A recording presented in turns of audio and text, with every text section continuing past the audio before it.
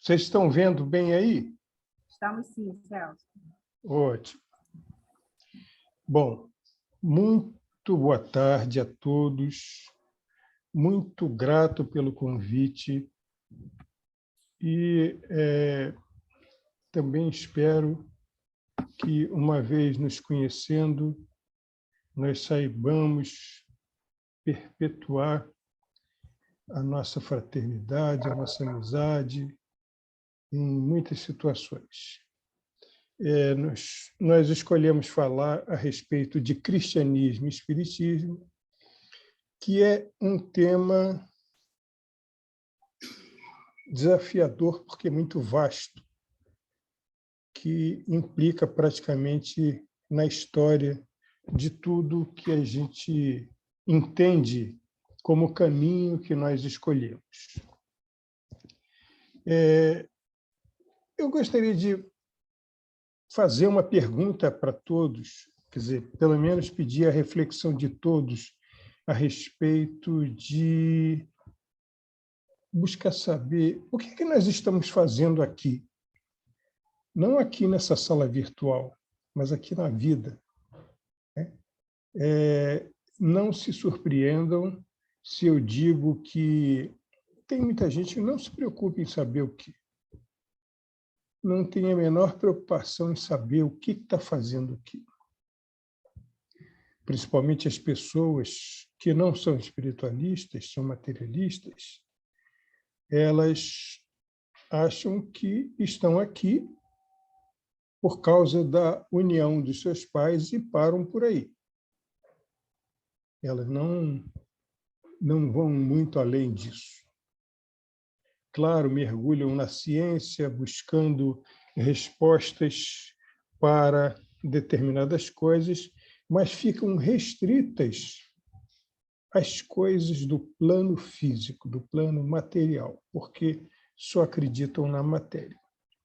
Então, nós sabemos que nós estamos aqui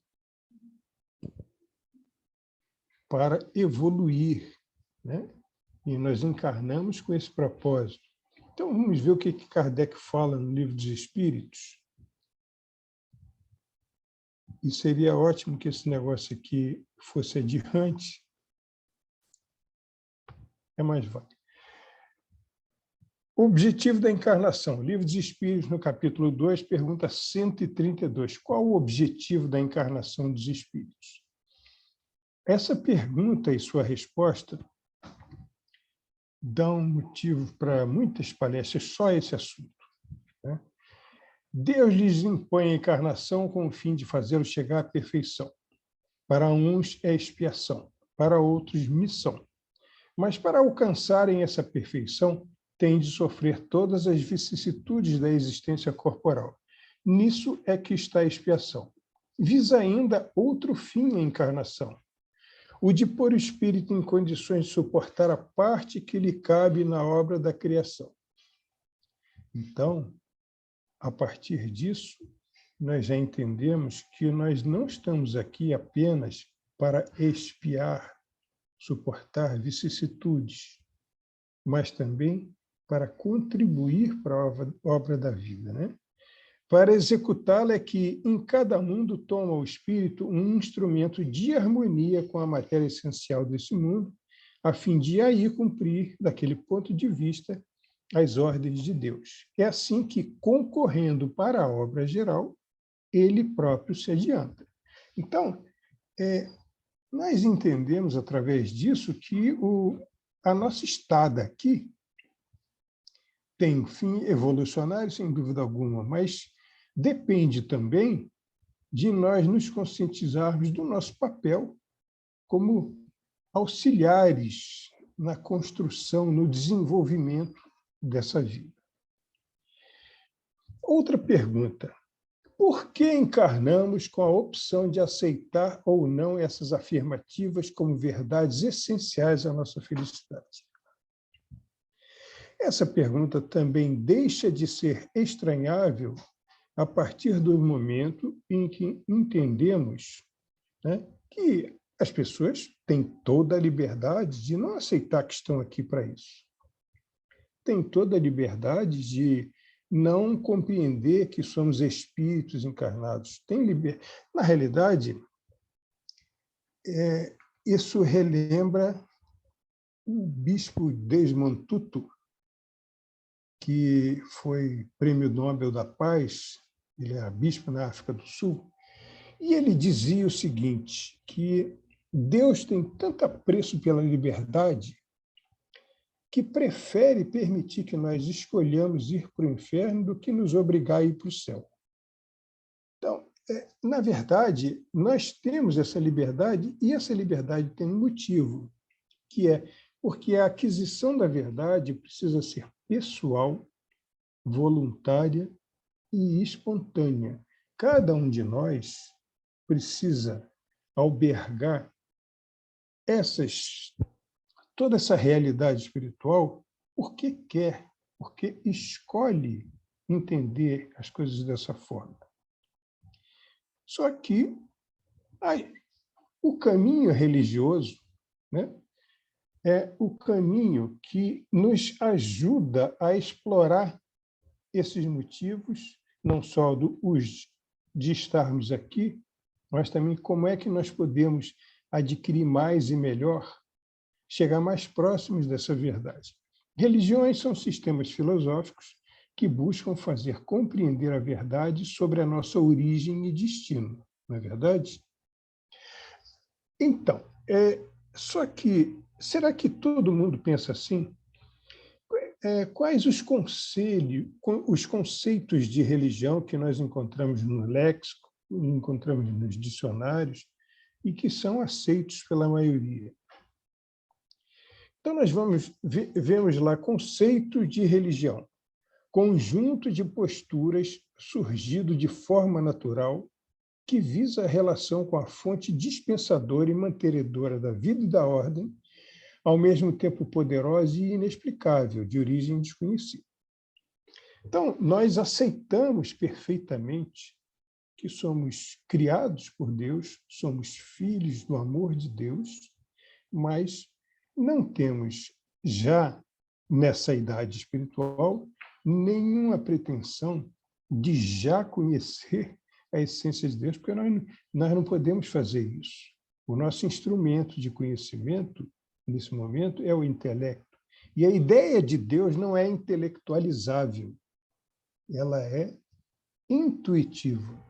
Só que nós precisamos crescer muito em intuição para entender mais e melhor a ideia de Deus. Só que essa é uma definição das pessoas que precisam dar conta daquilo que tem importância para todo mundo. Reconhece-se a existência de uma religião sempre que alguma sociedade manifeste, entre as suas expressões culturais, um corpo organizado de crenças que ultrapassam a realidade da ordem natural. Epa! Então, nós vemos que na definição a qual recorrem as pessoas que querem estudar o problema da religião, tem ali que é um corpo organizado de crenças que ultrapassam a realidade da ordem natural.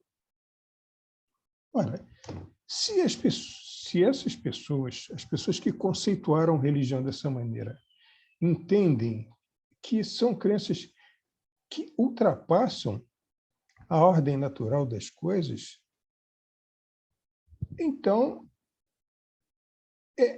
eles mesmos querem admitir, fazer compreender que o caminho religioso não está na ordem natural das coisas, que é o que está aqui, que é o que está escrito. É uma coisa sobrenatural. Quando, na realidade, nós, como espiritualistas que somos, muito pelo contrário, nós sabemos perfeitamente que o caminho religioso precisa ser algo dentro da ordem natural. E vamos mais adiante na parte conceitual. Essas são as definições que nós encontramos no meu livro de cabeceira, que é o Dicionário Wise. 1. Culto prestado a uma divindade, crença na existência de um ente supremo como causa, fim ou lei universal. 2, conjunto de dogmas e práticas próprios de uma confissão religiosa. Então, compreender a religião como um conjunto de dogmas nos traz uma luz e, ao mesmo tempo, nos traz um problema. Compreender a religião também como um conjunto de práticas também pode nos ajudar a compreender muitas das coisas que se fazem que muitas vezes não tem sentido. Então, essa palavrinha dogma, ela traz um certo... Ela merece ser bem discutida. Então, por isso que a gente pôs aqui, como nosso objetivo também, o conceito de dogma. Quando a gente vai lá no dicionário, o que a gente vê que dogma é? A teologia diz que é um ponto fundamental de uma doutrina religiosa apresentado como certo e indiscutível, cuja verdade se espera que as pessoas aceitem sem questionar. É baseado nesse conceito que alguns espíritas dizem que o espiritismo não é uma religião dogmática. Entende-se o que eles querem dizer. Só que, explorando a obra de Kardec, nós vamos encontrá-lo várias vezes fazendo referências ao dogma da encarnação, da reencarnação. Então, a gente se pergunta, é dogmático ou não é? O espiritismo tem dogma ou não tem dogma? Então, tudo se prende ao conceito de dogma. Porque, diferentemente do que se pode dizer, nós podemos entender isso de uma maneira diversa, né? Podemos entender dogma como algo estabelecido como verdade que não pode ser questionado. Esse é o conceito do dicionário. Agora, Kardec nos explica que dogma é algo estabelecido como dogma justamente pela comprovação oriunda do questionamento. O que não só nos traz um grande alívio, como também faz com que nós compreendamos que as coisas devem, sim, ser questionadas. Nós precisamos, sim, ser racionais. E por que, quando se fala em religião, é como se quisesse dizer que as pessoas perderam o caminho da racionalidade? É justamente por isso aqui, pelo excessivo dogmatismo, nesse primeiro sentido, que se empresta às causas religiosas que a gente encontra. Então, a gente precisa entender que a própria religiosidade é algo que está ligado à evolução, né?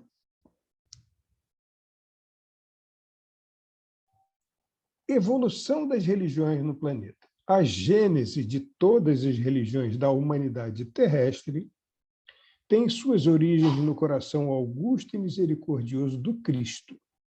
A sua desvelada assistência acompanhou, como acompanha a todo tempo, a evolução das criaturas em degredo nesse planeta através dos seus missionários, o que explica o modelo psicológico de religiosidade com a intuição das profecias sobre a vinda futura do Messias. Então, nós vamos entender melhor o que Emmanuel quer dizer aqui, quando isso aqui é de A Caminho da Luz. Nós entendemos o seguinte, que a religião é também algo que evolui. E a diversidade dos caminhos religiosos reflete a diversidade dos estados evolutivos do ser. Na medida em que o desenvolvimento moral e intelectual suporta, o caminho religioso vai sendo atualizado para uma direção comum.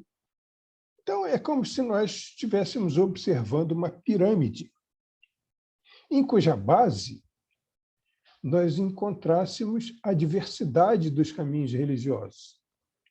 Na medida em que a evolução ocorre, nós vamos caminhando para o ápice dessa pirâmide e nós vamos vendo que a distância entre os lados vai diminuindo até que no ápice só se encontra um só rebanho e um só pastor, um só caminho religioso. Então, nós devemos entender que nós estamos no meio do caminho, mas que os nossos queridos irmãos profitentes de qualquer outro caminho religioso não são menos nossos irmãos por causa disso. E nós compreendemos que eles pensam daquela maneira porque isso diz respeito à idade espiritual deles, o que é respeitabilíssimo. Para Deus não interessa menos a religião que a gente escolhe. Interessa mais a coerência, interessa mais a maneira como cada um professa a religião que escolheu, né?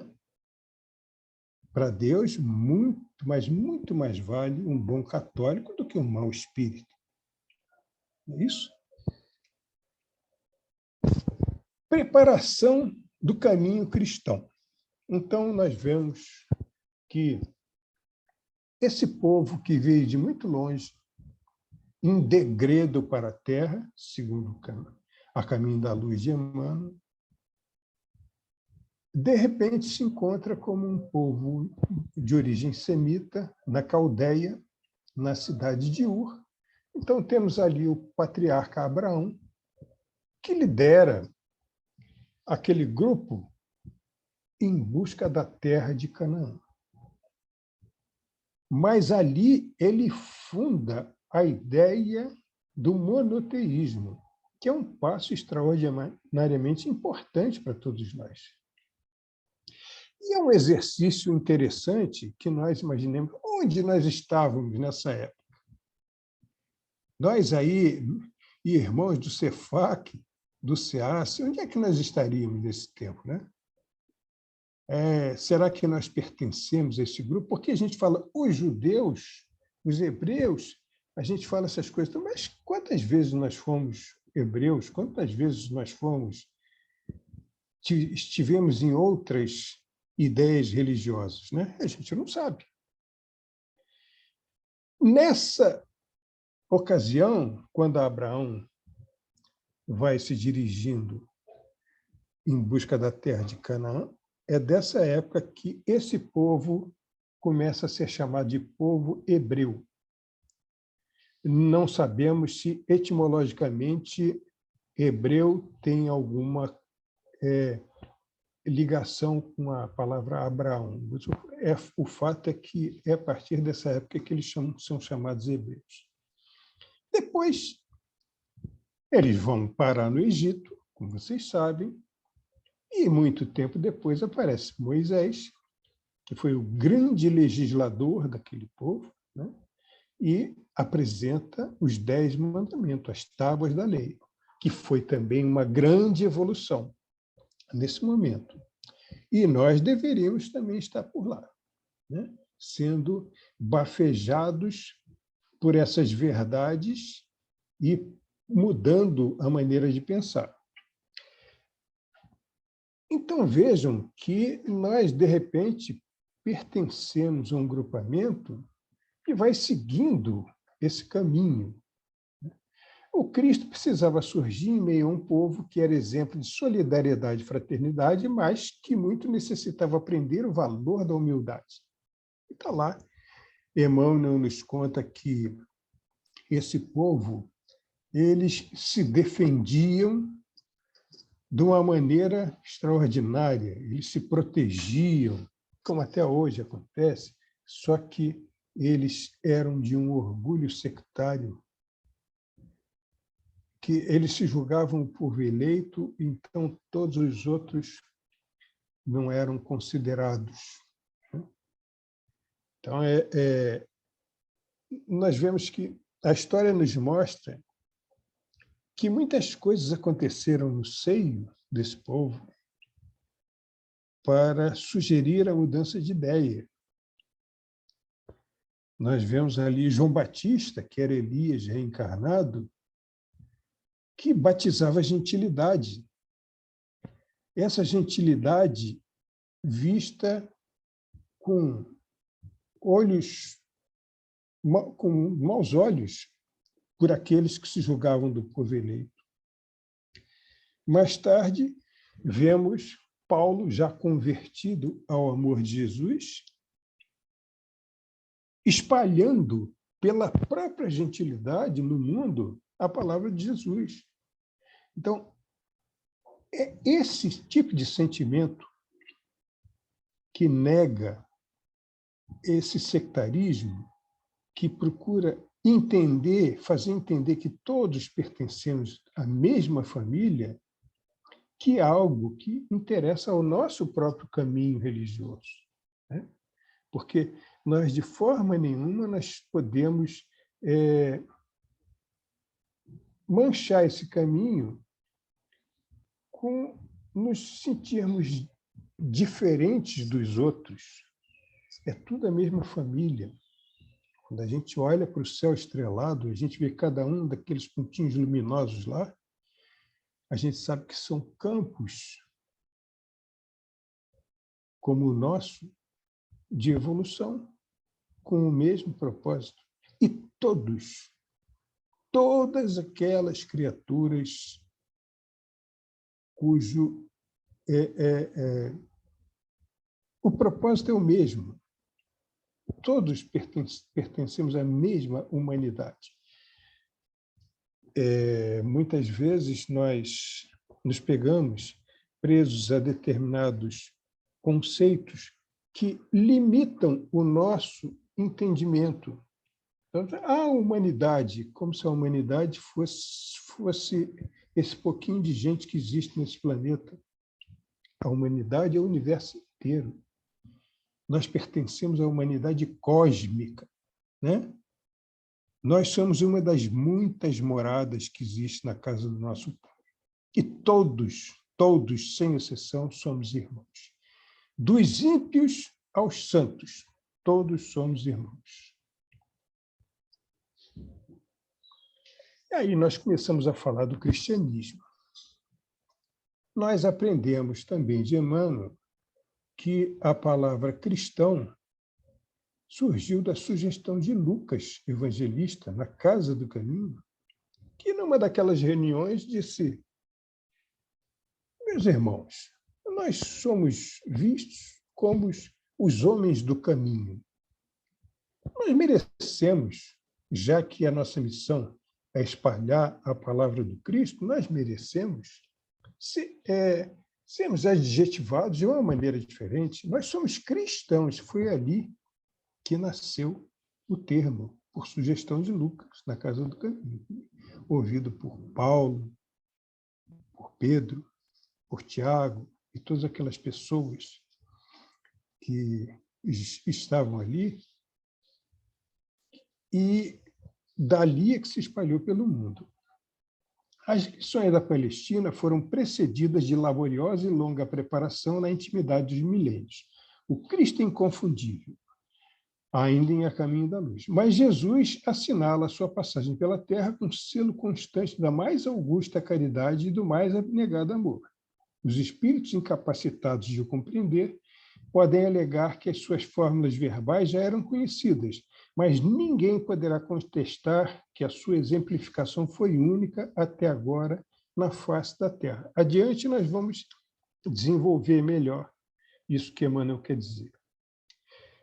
Nós, já com o Império Romano se tornando cristão, nós vamos encontrar Constantino, o imperador, que entra em Roma vitorioso, mas vitorioso das guerras dele lá para manter o poder, né? Inclusive até contra cunhado e todas essas coisas. Nessa altura, o cristianismo ascende a tarefa de Estado com o Edito de Milão. O que foi esse Edito de Milão? Porque, antigamente, quem pensava diferente tinha a cabeça cortada. Vocês sabem disso, né? Bastava pensar de uma maneira diferente. Então, os cristãos eram vítimas dos próprios fariseus e também dos romanos. Só que, nessa época, muitos romanos muitos que eram o povo dominador estavam se cristianizando, estavam se transformando em cristãos. Uma dessas pessoas era Helena, filha de Constantino. E interessava a Constantino ser compreendido e aceito como alguém que não atrapalhava o caminho dos cristãos. Então, esse Edito de Milão foi um edito que promulgou que as pessoas podiam ter a religião que quisessem, desde que um não ofendesse ou não atrapalhasse o caminho do outro.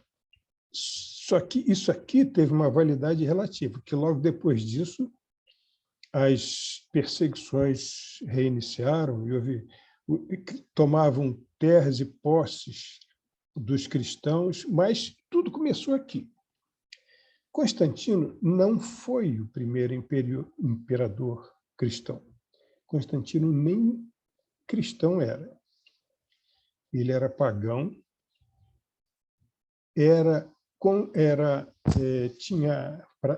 ele adorava o Deus Sol Invicto,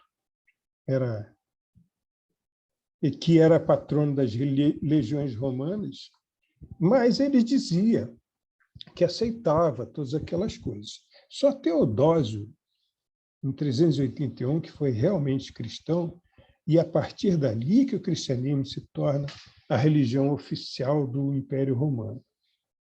Então, percebamos que era um caminho difícil de idas e vindas, de conquistas e derrotas, né? Constantino, devoto do Deus Sol Invicto, ele aceitava a ascensão daqueles cristãos, mas ele não perdeu o modo de ser dele, de adorar os deuses pagãos. Então, isso mostra que, aos poucos, as coisas foram acontecendo.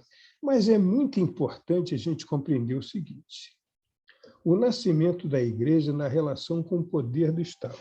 Vejam que Constantino faz o cristianismo ascender a tarefa de Estado. Então, o poder, nessa época, tinha interferência do próprio imperador. E, junto com essa interferência, vinha o modo de ser daquelas pessoas que valorizavam o luxo, valorizavam sobremaneira o poder, as posses e todas essas coisas.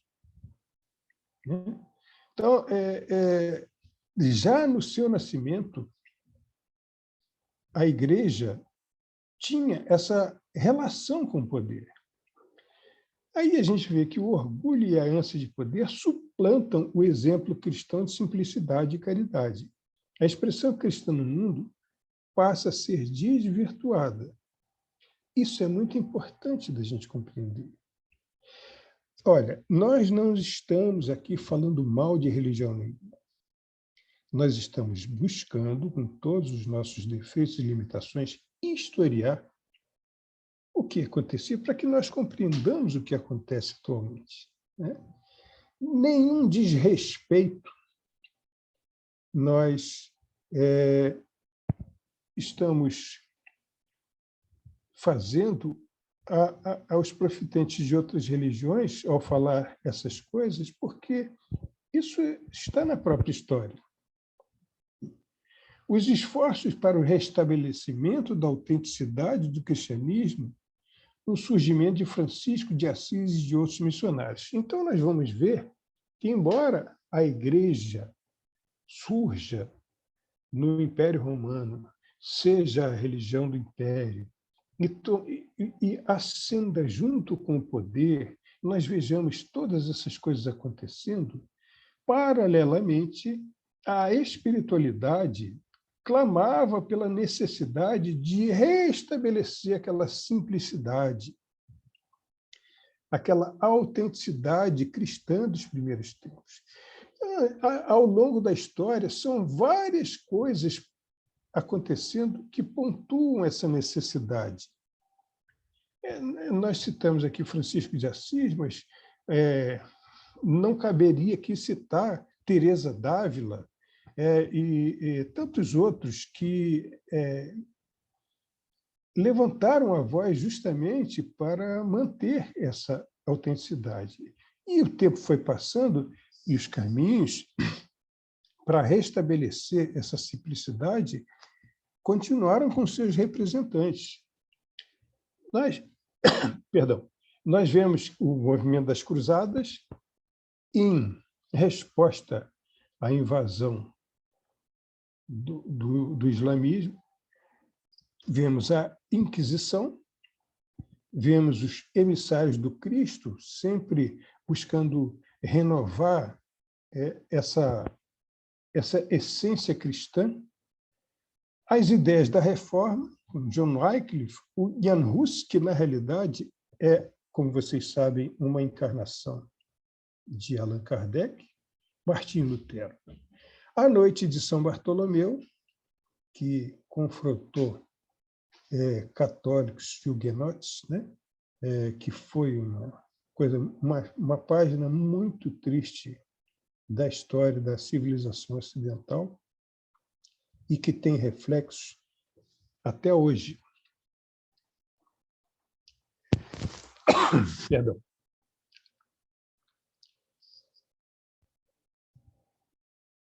Se me amais, guardai os meus mandamentos. E eu rogarei a meu Pai, e ele vos enviará outro Consolador, a fim de que fique eternamente convosco, o Espírito de verdade, que o mundo não pode receber, porque o não vê e absolutamente o não conhece.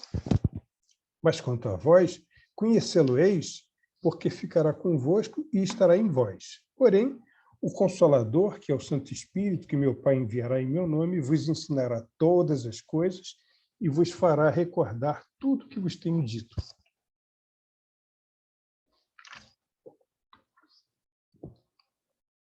São João, capítulo 14, 15 a 17 e 26. Então, Jesus, é o próprio Jesus que nos fala que muita coisa a gente ainda não podia compreender, mas que, em tempos posteriores, ele nos enviaria o Consolador. E nós cremos que o Espiritismo é esse Consolador prometido.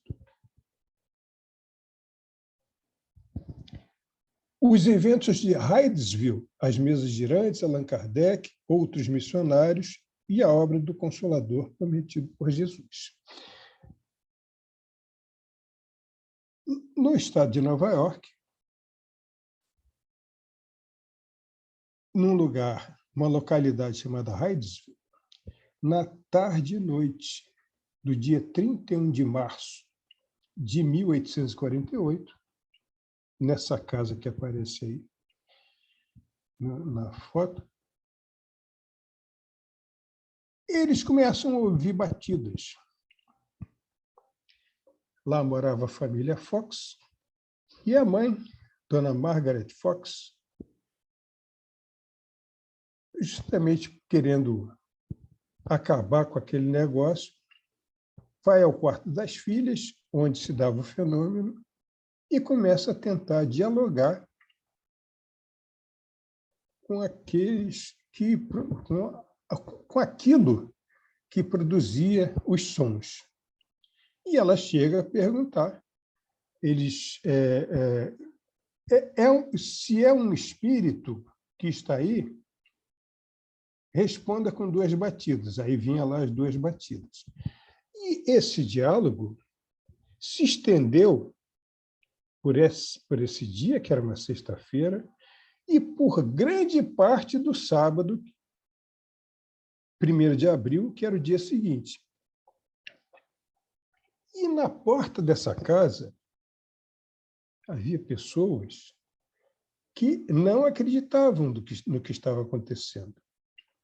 Eles não entravam para verificar, mas diziam que aquilo ali era uma coisa que era mentirosa, né? Eram convidados para ir lá fazer pergunta para o espírito, mas não iam e diziam que não existia aquilo. Aquilo ali era uma coisa que não podia acontecer. Então, incrédulos vão existir em todas as épocas. Mas por que esse evento é tão importante? Porque foi a primeira vez que a espiritualidade permitiu que se estabelecesse, mesmo de uma maneira dessa maneira limitada, um diálogo franco com alguém que disse que tinha morrido assassinado. Então ficou patente ali para aquelas pessoas, para aquelas muitas pessoas, que a vida continua. Só o corpo morre. Bom, para encurtar a história, esses eventos deram origem a um caminho religioso do local, chamado moderno espiritualismo, que não deu em muita coisa. Eles foram para uma cidade maior, chamada Rochester, e de lá foram depois para Escócia, desceram para Londres, mas o fato é que nem em reencarnação eles acreditavam. Mas ali mesmo, nos Estados Unidos, os métodos de diálogo evoluíram para outras coisas. Foi ali nos Estados Unidos que começaram as mesas girantes. Então, essas coisas todas atravessaram o Atlântico e nós vamos encontrar isso na França. O Espiritismo é filosofia espiritualista, linhas de pensamento de tríplice aspecto, científico, filosófico e religioso. Então, nós vemos aqui o fenômeno ali das mesas girantes, vemos aqui um fenômeno de materialização e vemos aqui Allan Kardec.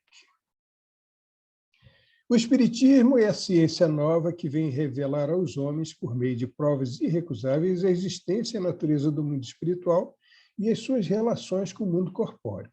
Ele nos mostra não mais como coisa sobrenatural, porém, ao contrário, como uma das forças vivas e sem cessar atuantes da natureza, como fonte de uma imensidade de fenômenos até hoje incompreendidos e, por isso, relegados para o domínio do fantástico e do maravilhoso. E nós vamos entender o porquê do fantástico e do maravilhoso. Isso foi extraído do Evangelho, no capítulo 1. Os princípios fundamentais que se resumem como dogmas, mas como dogmas naquele conceito de Kardec, né?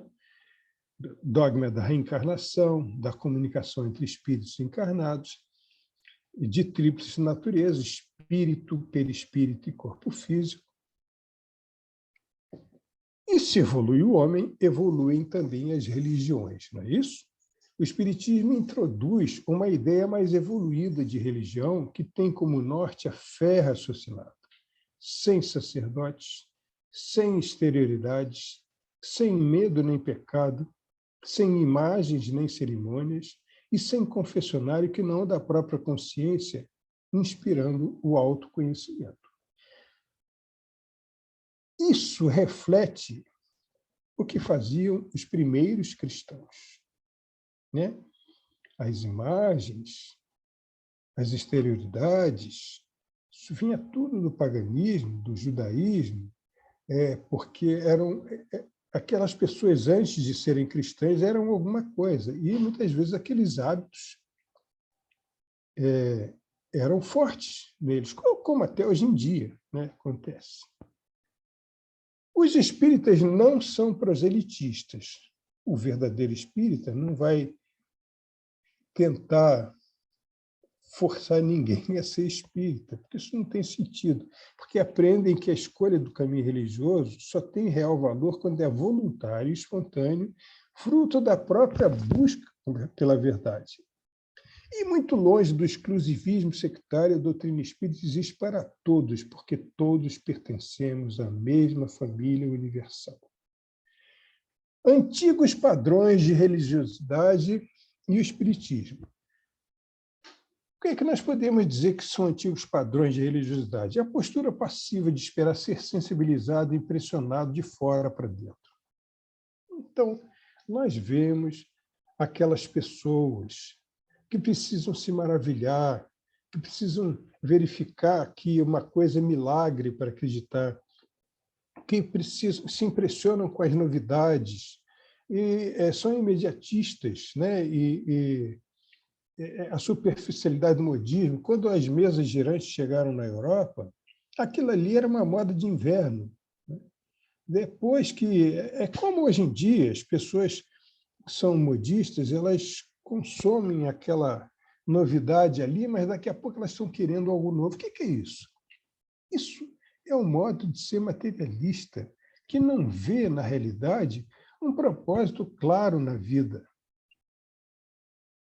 Eles querem, então, eles precisam ser impressionados. Por isso é que você vê essas pessoas se concentrando e dizer em 2019 vai acontecer alguma coisa. Eles querem se impressionar com um miraculoso. Né? Está lá no livro dos médiuns, claramente, os espíritos superiores, eles não anunciam nada, eles não ficam... Não é que não anunciam, eles não fazem profecias, eles não veem valor nisso. Eles sabem que nós estamos aqui para aprender. Então, você vê essas pessoas preocupadas em ver estátua chorando. Por quê? Porque elas precisam se preocupar aquilo que de fora para dentro, para que algo se mexa nelas, porque elas não têm o exercício da busca da verdade que parte de dentro para fora. Como tinham aqueles primeiros cristãos e como o Espiritismo busca restabelecer no âmbito das pessoas. E tem também a inibição do questionamento pelo dogma, né? Olha, isso aí você não pode, isso é aceitar desse jeito. Fora isso, você não queira saber de nada. Que isso tem que aceitar, sim, não tem explicação, é dogma isso. Né? E a acomodação também. É você convidar uma pessoa para ela parar, para pensar, para ela ver, ela vai dar lá necessidade de se autoconhecer, e se autoconhecer é uma coisa que dá um trabalho, que faz com que ela tenha que se demover das coisas que ela gosta de fazer, dos hábitos dela, ela não vai se chatear com isso. Então, ela prefere aquela situação, vai lá no templo, cumpre aquela situação e depois está tudo bem e ela se vê no cumprimento daquilo que precisa ser cumprido. Né? O Espiritismo inspira mudança de postura, estimulando a pesquisa desassombrada da verdade. No lugar da obrigação, a noção de responsabilidade. E busca restabelecer a vivência verdadeiramente cristã. E com a autêntica noção de fraternidade universal. Não penseis que eu tenha vindo destruir a lei e os profetas. Não os vim destruir, mas cumpri-los. Porquanto, em verdade, vos digo que o céu e a terra não passarão sem que tudo que se acha na lei esteja perfeitamente cumprido, enquanto reste um único iota e um único ponto. São Mateus 5, 17 e 18. E eu estou em cima da hora. O mundo de regeneração. Já estão reencarnando antigos franciscanos, né, que estão aqui pela capacidade de amar. Né? E eles têm a tarefa de preparar as mentes e os corações para o restabelecimento dos incomparáveis milagres de amor conforme Jesus o fez. Depois virá ele mesmo, o inesquecível cantor de Deus, para apacentar o rebanho e levá-lo a Jesus. Nós já temos condição de ter essas notícias. Se nós temos condições de ter essas notícias, se a espiritualidade já julga que nós tenhamos maturidade espiritual para absorver essas informações, isso lembra que nós temos como movimento espírita, determinada responsabilidade. Mas não é uma responsabilidade que nos pese, não. É uma responsabilidade que precisa ser compreendida como uma oportunidade muito importante e que nós mesmos devemos ter pedido.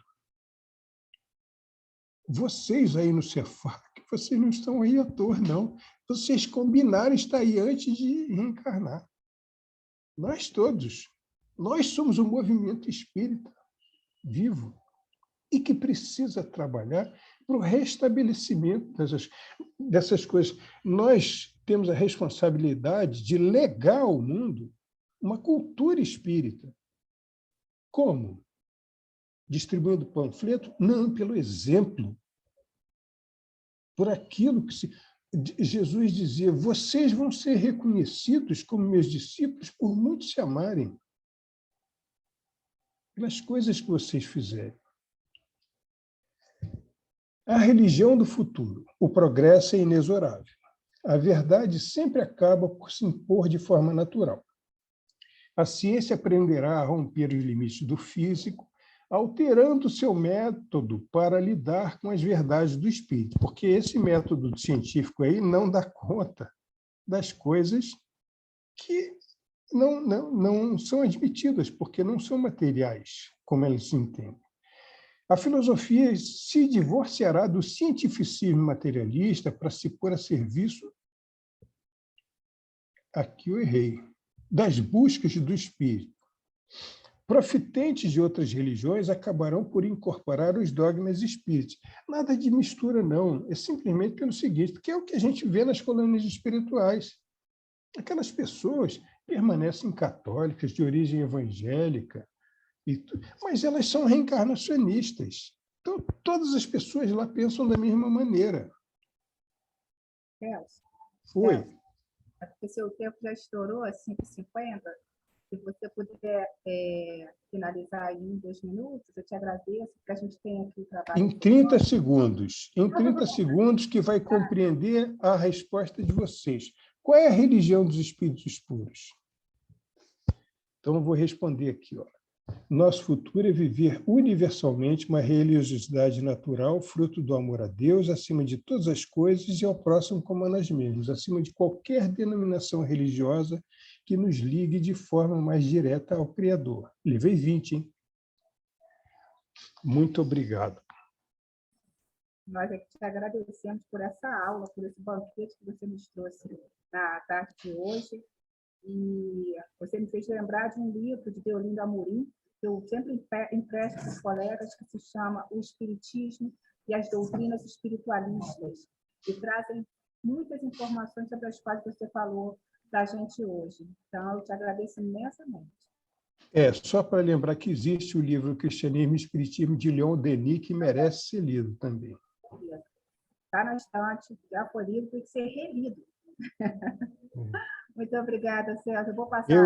Eu é que agradeço muito a oportunidade.